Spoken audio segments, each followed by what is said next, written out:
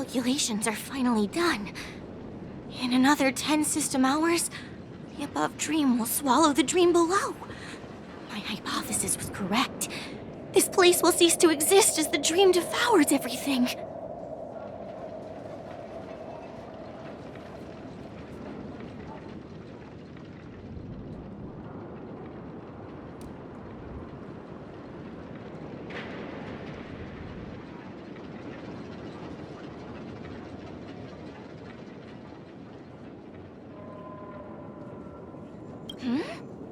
Who are you all, and why haven't you left yet? This place is about to disappear. I'm Kami, a dreamscape surveyor specializing in Memoria dynamics, and this is my life's work that I'm researching. See that huge gaping hole? It was just a narrow rift many years ago, but now it's grown into a giant hole. The surrounding Memoria has been flowing towards the other end of the hole at a constant velocity, slowly but surely. But the scary part is, according to my calculations, the flow rate of Memoria has recently changed, and it's faster than ever before. It's almost as if something is sucking it in from the other side. By constantly improving upon Madame Rosalina's Memoria measurement method, I've finally obtained accurate results. After 10 system hours, the Dreamflux Reef will cease to exist. It will disintegrate like a melting glacier, and then fuse with the sweet dream fragments on that side of the void. Please don't worry. This sort of thing has happened many times before. Miss Kami isn't a bad person. She's just a bit lost in her own world. She'll probably realize she's wrong soon enough. You don't say. There was something else that piqued my interest. Who is Madame Rosalina? Oh, do you know her too? Or are you also a fan of Memoria dynamics? We're very interested in Madame Rosalina's achievements. Could you tell us a little more about them? Why, of course! She's an excellent scholar of Memoria dynamics, and the first person to apply Memoria rate measurement methodology on interstellar travelers. Regrettably, due to the presence of the Garden of Recollection, ordinary people don't pay much attention to the nature of Memoria. She departed this world without much fame, leaving only a few thin journals behind. I came to Penacony to learn more about my idol, and went to great lengths to seek out Dreamflux Reef, all because this is her final resting place. Prodigies always meet their demise prematurely. If only Madame Rosalina had more time, she would have discovered a way to reverse the flow of Memoria. I felt it. The source is in the golden hour. There is a certain anomalous presence stirring the currents of the memory zone. I must uncover more concrete proof.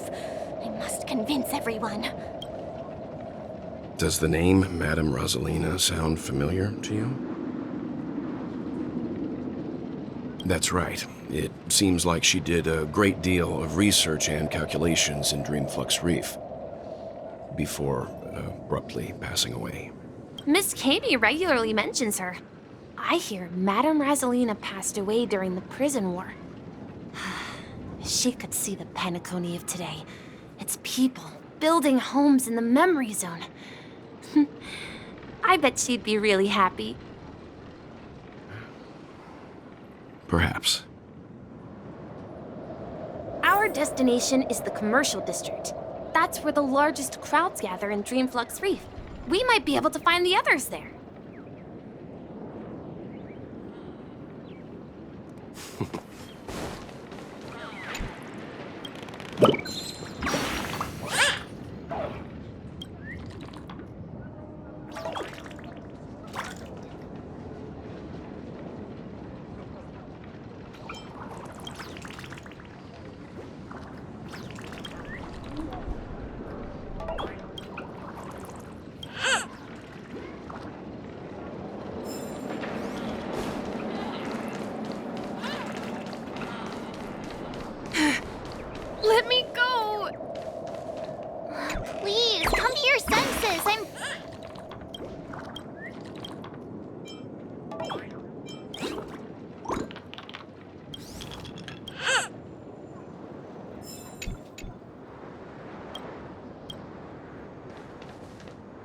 ghost! There's a ghost! Oh my.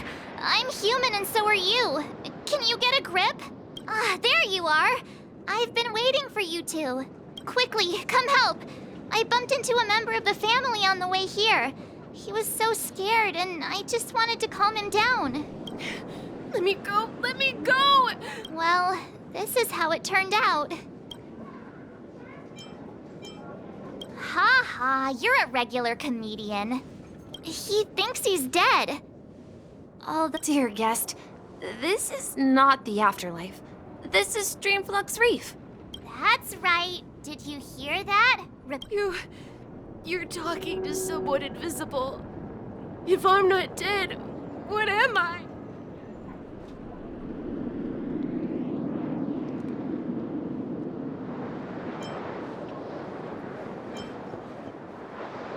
Stop asking! You're not talking about the memory zone meme, are you? Don't say that name!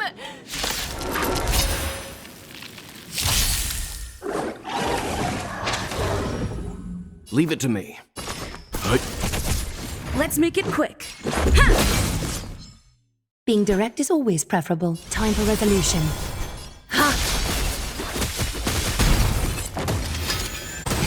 You don't look so good. Let's go! Is that the... He passed out. His intense negative emotions attracted the nearby memory zone memes. I see. But why aren't the other people around here scared? Unlike in the Sweet Dream, people here don't see memory zone memes as dangerous monsters. And even if they pose a threat, people can easily escape by forcing a wake-up call. But we can't just leave this man here. Can we take him somewhere safe? We can ask Jessie for help. I've gotten to know many locals while waiting for you guys. Everyone here is living a self-sufficient life. I don't know how to describe it, but this place feels like the real dreamscape.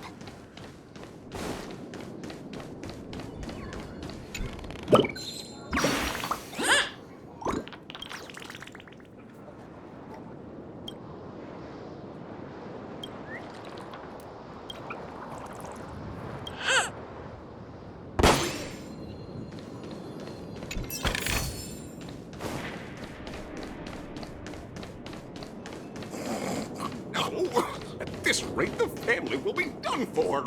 Done for!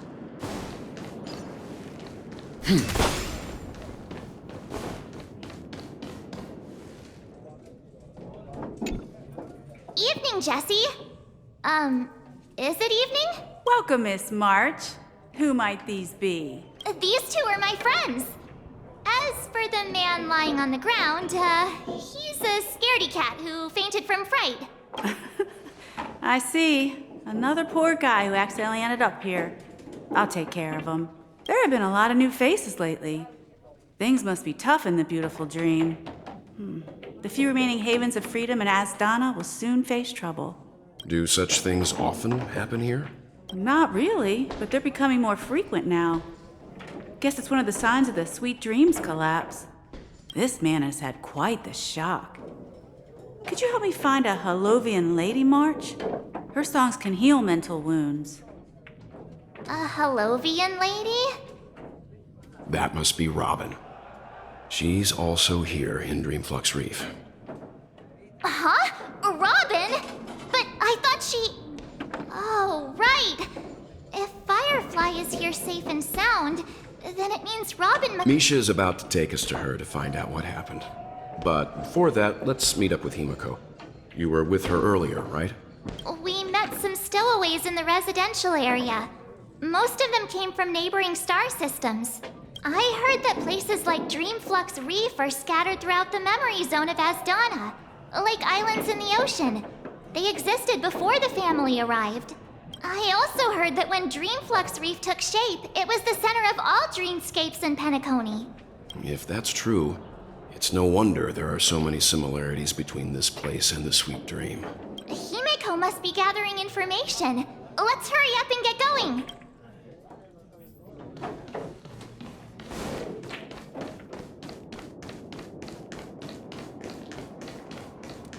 No! At this rate, the family will be done for. This is where we split up. She can't be too far away. So that's how it is. I never imagined we'd gather the remaining details here. To borrow Gallagher's catchphrase, what an unpredictable twist of fate. Himeko, here they are. Ah, perfect timing. Now that everyone's here, I'd like to introduce everyone to Micah, who's partly in charge of the Land of the Exiles. Micah, these are my companions. It's a pleasure to meet the Nameless. You know us? I've been keeping an eye on you since the day you arrived in Penacony. We would have met under more appropriate circumstances if Dreamflux Reef hadn't been isolated from the 12 Dreamscapes. Please, allow me to formally introduce myself. I'm Micah, the Gravekeeper of Dreamflux Reef. Gravekeeper? Life in Dreamflux Reef is pretty liberating. Everyone here mostly keeps to themselves, without meddling in others' affairs.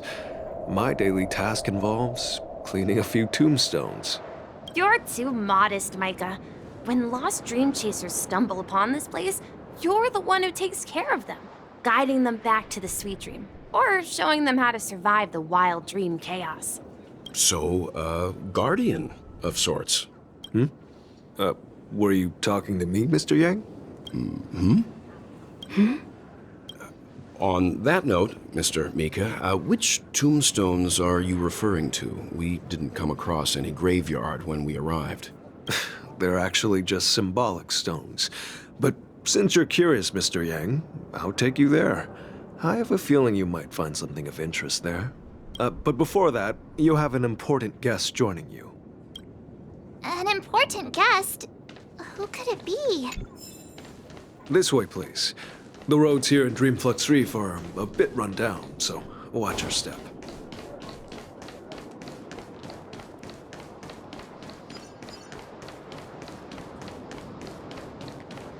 I remember when this place was all hustling and bustling.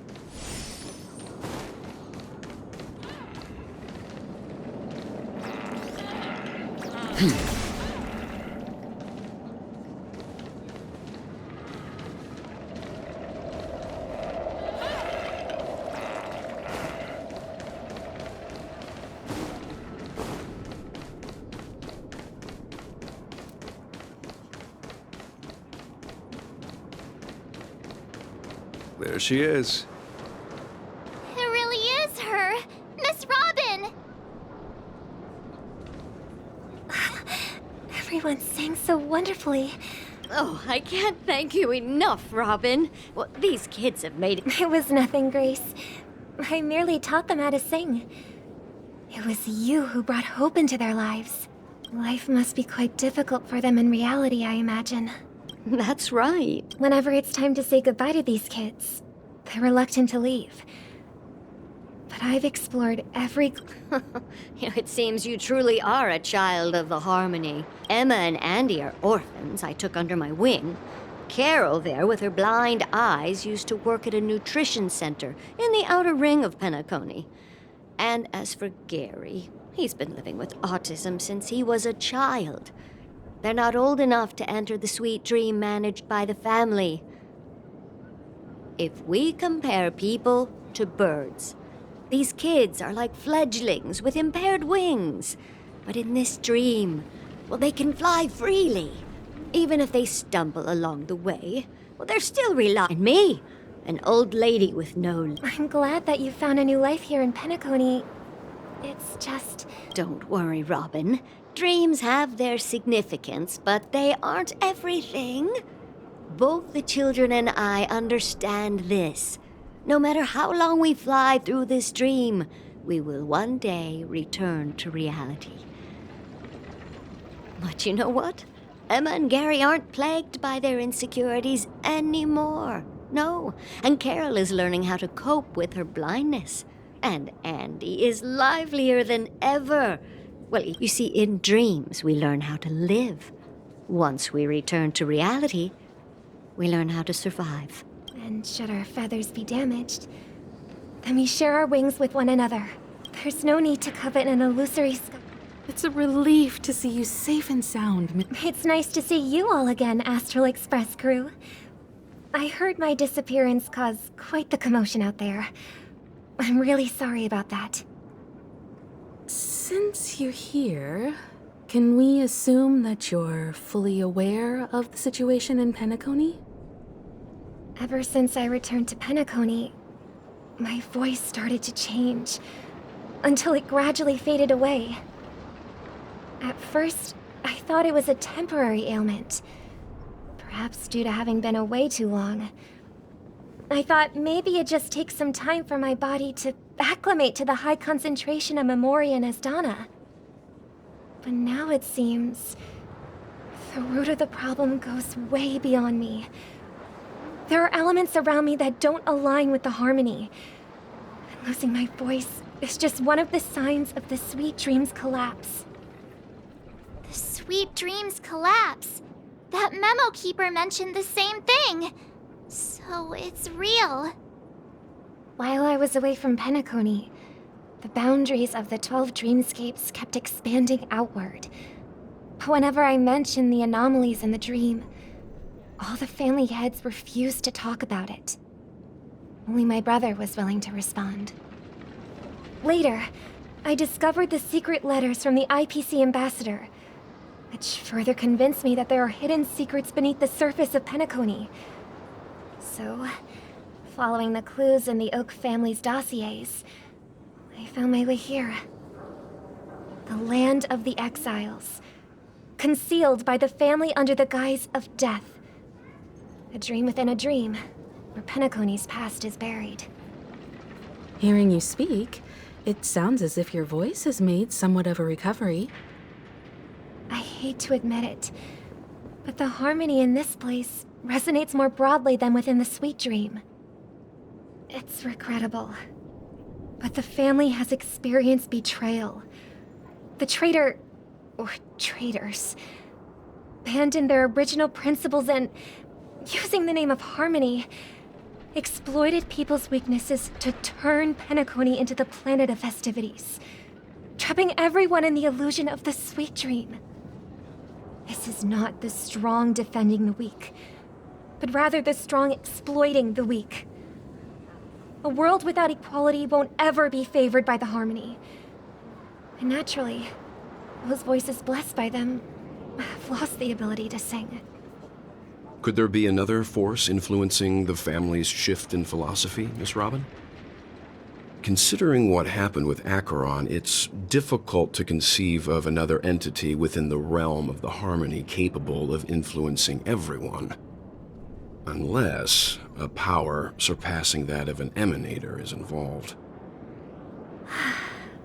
I'd heard about what happened to the Cienjo Alliance, but as far as I'm aware, the family hasn't faced any such external interventions.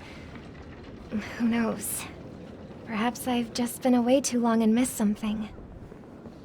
Regardless, I cannot accept my home is moving towards the very opposite of what the harmony represents, while still claiming to uphold it.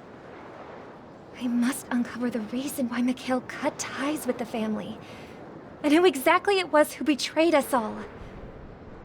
Do you remember our arrangement, Mr. Micah?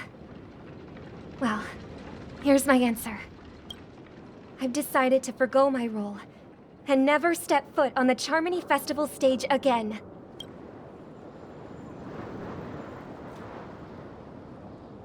Look here, brother. A little bird. Looks like a fledgling Charmony dove, but Charmony doves don't live here. So how did this little bird get here? Maybe its parents abandoned it? It looks weak and frail. Why don't we find something soft and make a nest for it? This place is too dangerous for a fledgling. Let's take it with us. We can put it on the wooden shelf in front of your window. Okay. A bird like that must have a beautiful singing voice. But where will it live? I'll ask the family head to build a cage for it. A cage? But then it won't have the freedom to fly, right? Let's see.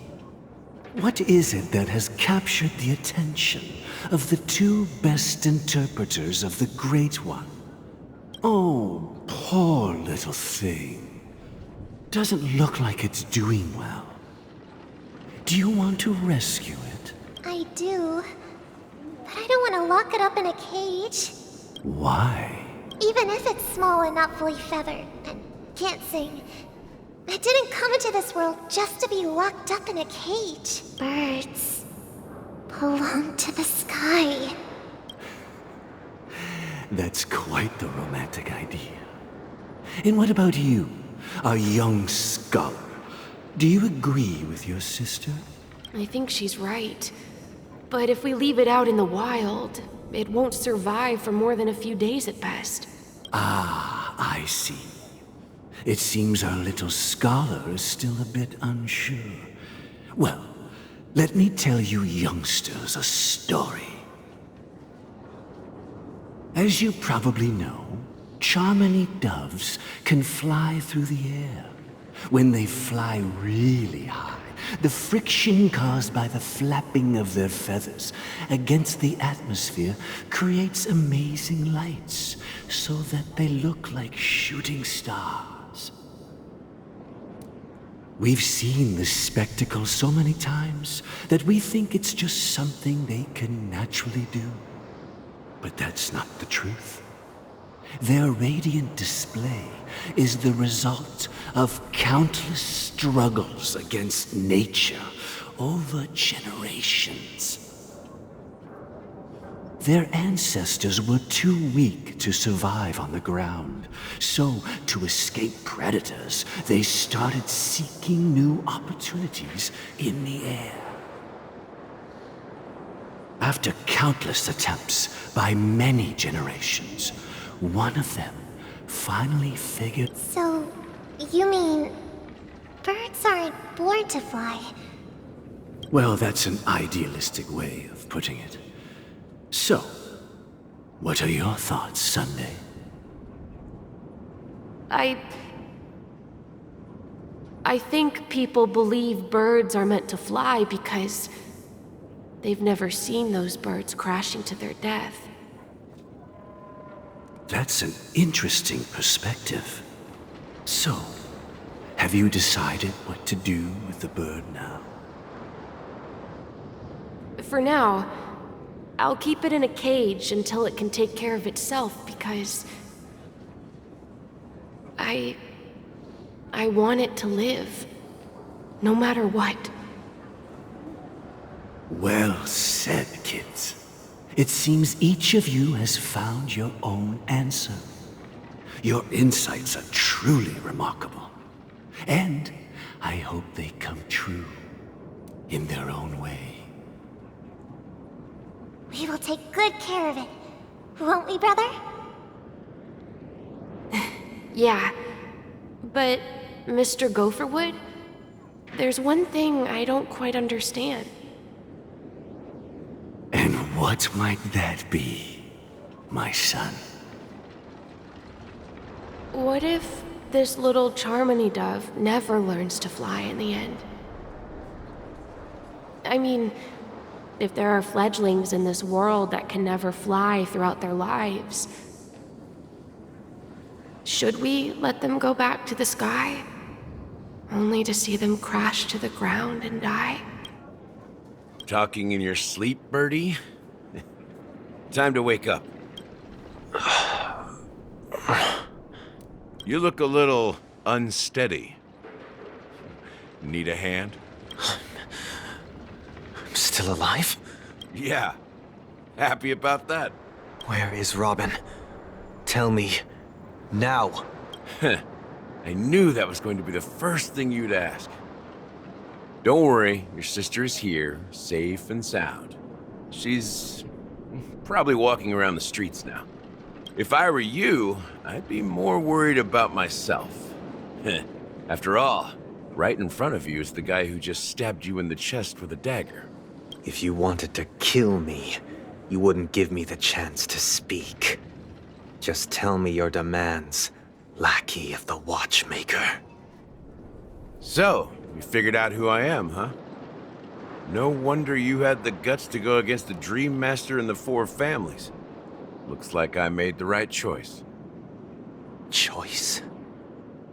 You are aware of my plan and see through my fictionology. Time is running out, so let's drop the charades. I'm suggesting we cooperate. Cooperate? What makes you think I'd cooperate with you? The fact that the famous Robin has chosen my side. Plus, some clues about a traitor and a bright future for Penacony. Any of that catch your interest? I find it hard to believe a man who's full of deception. Fine. You don't have to trust me. What you should trust is the sense of justice inside of you.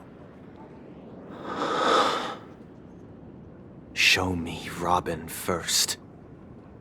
All right, as you wish. Here she is. Huh? What's your trick this time? Just kidding. I mean, this lady will lead us to Robin, right? And the crew, too.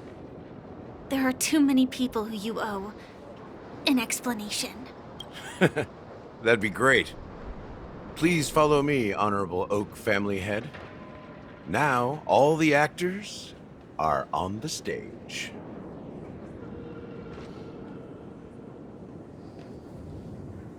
This is the monument I mentioned earlier. The names inscribed on it should be familiar to all of you. Rosalina and Tiernan. When Penacony was known as a frontier prison, it was the Trailblazers who connected it with the stars. They were the heroes who saved Astana, and their names deserve to be immortalized, not just on this small stone tablet, but in the annals of history for all of time. However, today, the planet of festivities is nothing but sweet dreams. That heavy piece of history is all a distant memory. Just like that prison. If their names are inscribed here, then that means... According to Micah, they died long ago.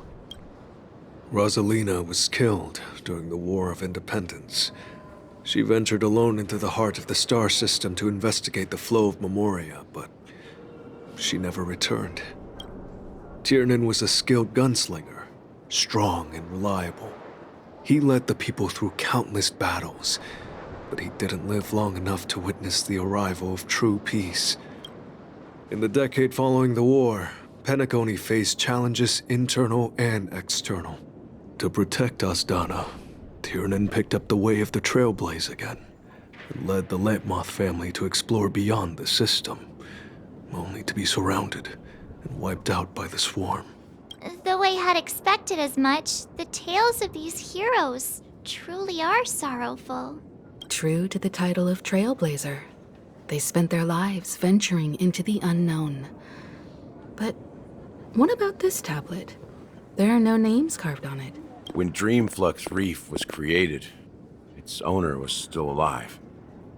However, he insisted on erecting a monument for himself, saying that it will happen someday. Here we meet again. Everyone from the Astral Express. Robin.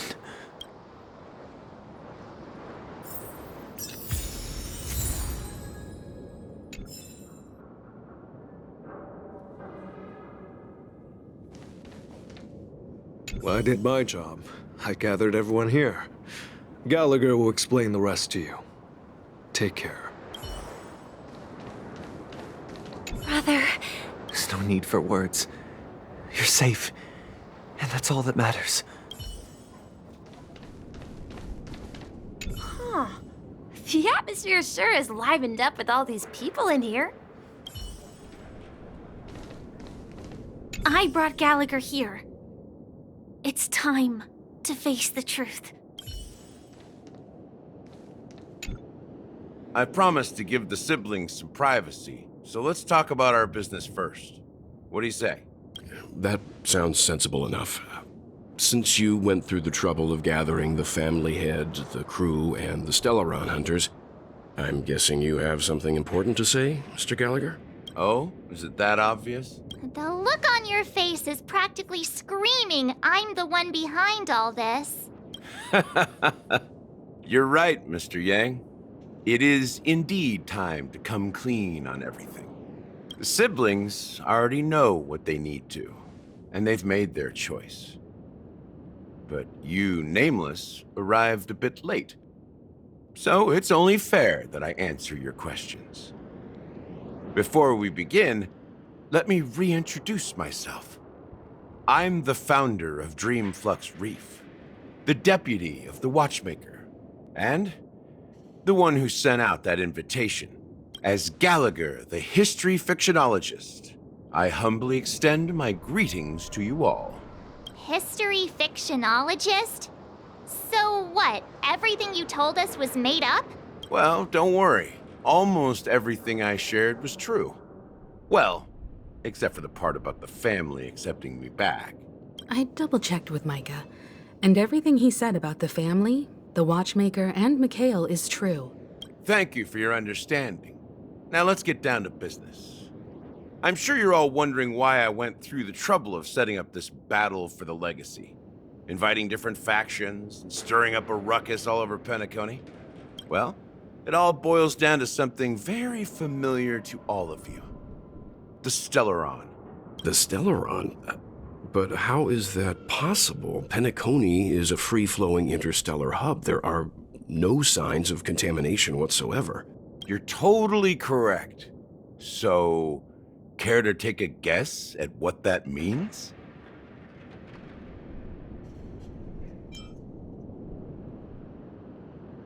How keen. Well, what should I say? I expected nothing less from the person here who is the most familiar with Stellarons. The sweet dream doesn't come out of thin air. If you think of the memory zone as the sea, creating the land of the dreams is like filling that wild ocean with earth to make an island. To achieve this feat, without the help of an emanator of remembrance or enigmata, the only way is to use a Stellaron. And that's not something you can achieve with a simple wish. It requires vast quantities of knowledge, time, and manpower. I'm sure you get what I'm hinting at. In Azdana, the planet of festivities itself is a Stellaron disaster. The planet of festivities itself is a Stellaron disaster? It all started a long time ago, back when the Watchmaker and his crew liberated the frontier prison. They faced countless challenges as they began building Penacony from the ground up. That's when the idea of using the Stellaron came into play. The Stellaron first entered the Azdana system during the war. The Nameless warned everyone against the folly of attempting to tamper with such a power, and most heeded their words. But there are always people in the shadows with ulterior motives. The turning point came after Tiernan's death. With two of the Nameless gone, the Watchmaker had to go to the front lines. It was at that moment his rivals saw an opportunity. By the time a representative from the Montour System's family arrived at the Watchmaker's call, the Stellaron had already been activated and was seeping into the primordial synesthesia dreamscape. And I suppose the family happened to possess the knowledge to seal the Stellaron? Not just that. They knew far more about the Stellaron than the average person.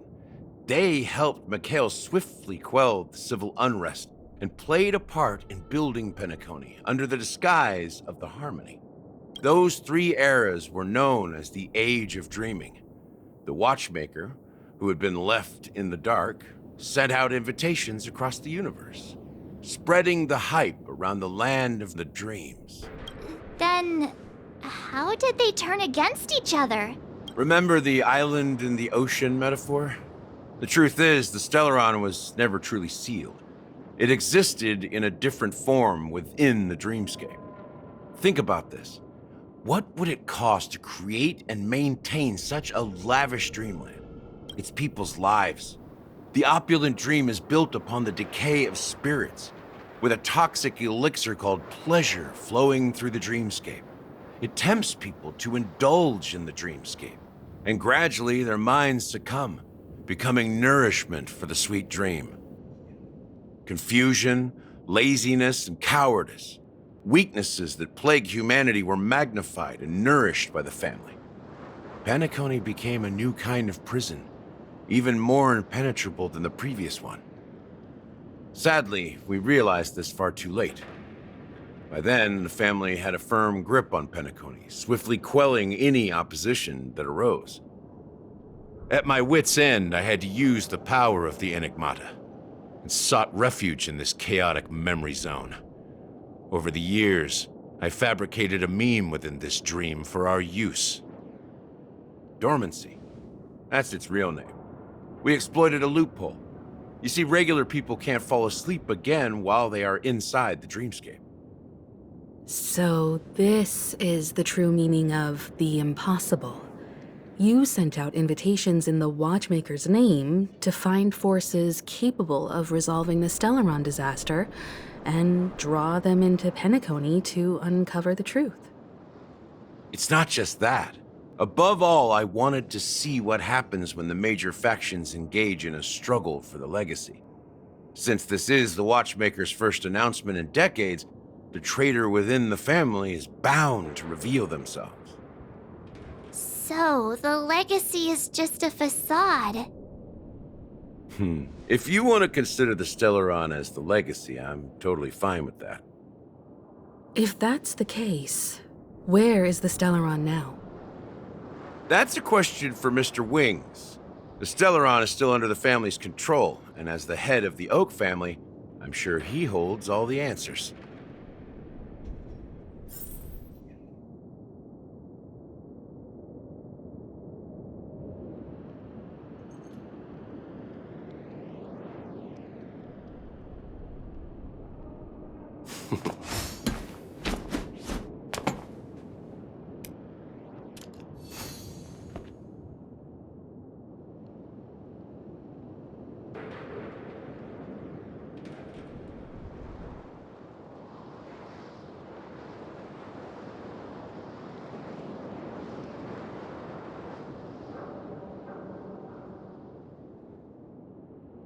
Go ahead. I'm sure Mr. Wings holds all the answers. As I suspected, the core of this issue lies within the Stellaron.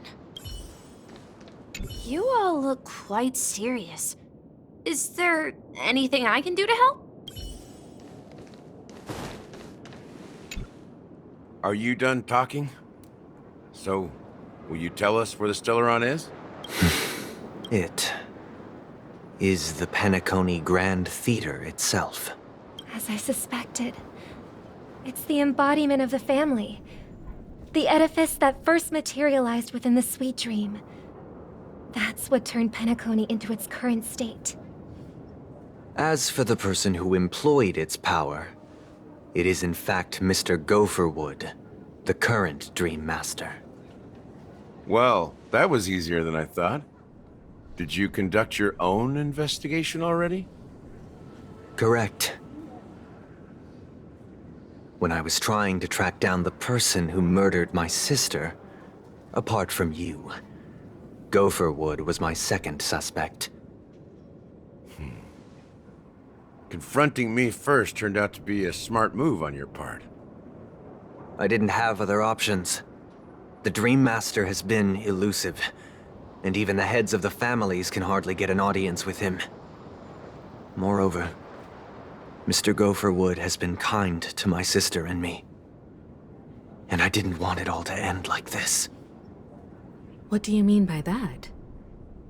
To be honest, my brother and I are also victims of the cancer of all worlds.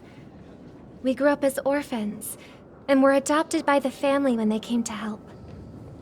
Mr. Gopherwood recognized our potential and brought us to Penacony. But I can't just stand by and watch Mr. Gopherwood become an enemy of the Harmony. I won't use my voice to support an evil cause. I won't step on that stage and sing, no matter who the traitor is, or what orders they give me. I won't let the Charmony Festival become an event that destroys Harmony itself. For the paradise in our dreams. Indeed. For the paradise in our dreams. As the head of the Oak family, I'm responsible for ensuring Penacony's promising future. Robin and I will head into the sweet dream and confront the Dream Master. And if it turns out that the family has truly strayed from the Harmony, I'll fight alongside you. We'll put the Charmony Festival on hold and make sure Mr. Gopherwood pays for his blood debt. The enemies you are about to face aren't like this old dog here, who can barely even bark. Since our interests are aligned, why don't we team up? Maybe, just maybe, we'll have a shot at success. We have always been following in the footsteps of our nameless predecessors, and there's no reason to stop now. Yeah, we Nameless won't back down from a challenge. Isn't that right, Miss Trailblazer? Exactly! It's... Rest assured, sitting on the sidelines isn't in our nature. Mr. Sunday, Miss Robin, I'm willing to accompany you on behalf of the Astral Express. Having a third party present should help with negotiations, and could make all the difference if things get ugly. Thank you, Mr. Yang. Thank you all very much. The Charmony Festival is about to start, and time is against us. We must hasten. Everyone, let's gather over here. We still need to make some preparations.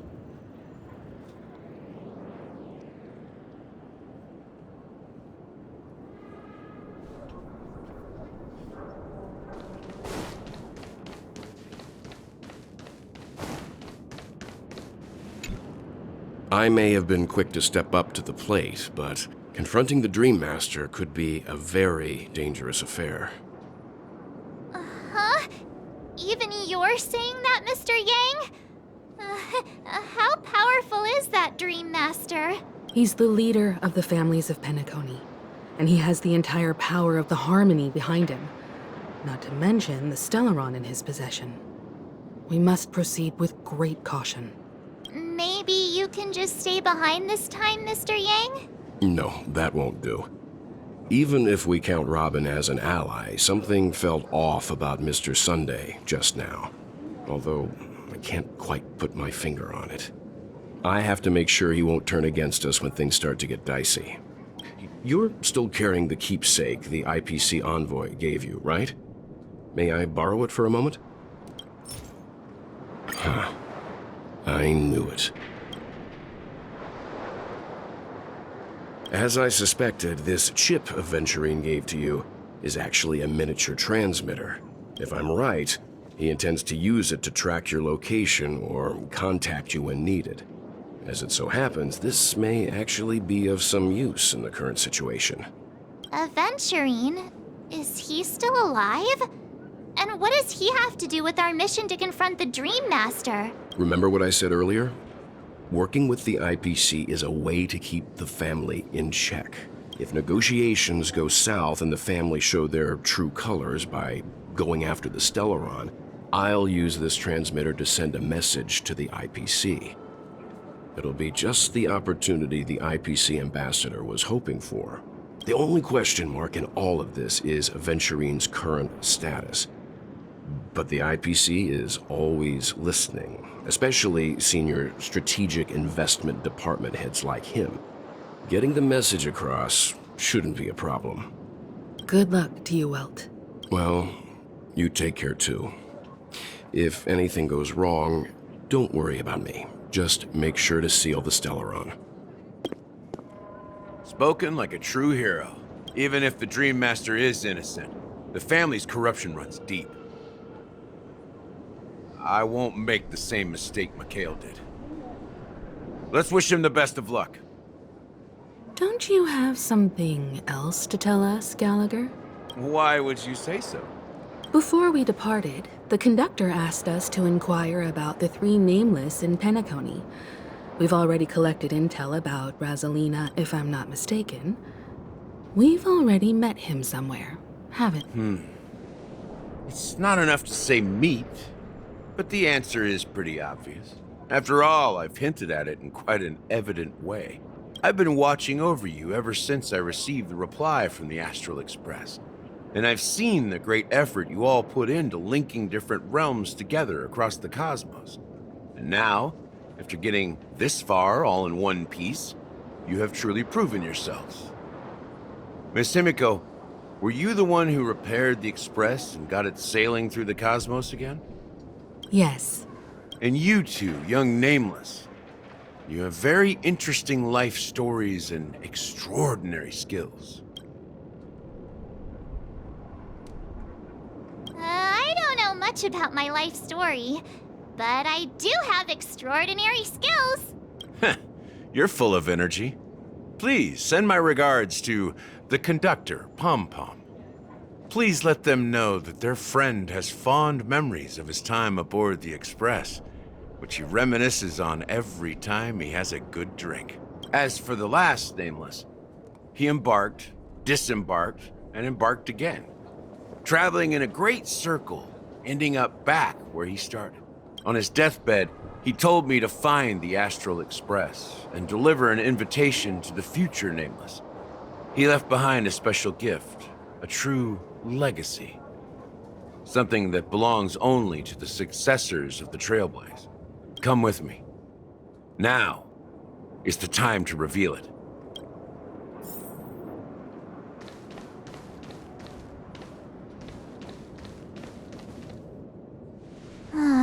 Back here again.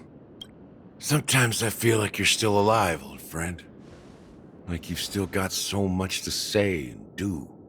I've kept my promise and brought the future Trailblazers you've waited so long for.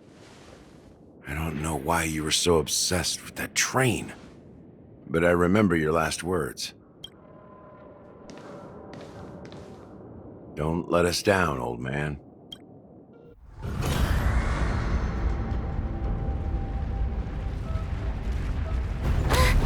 What's happening?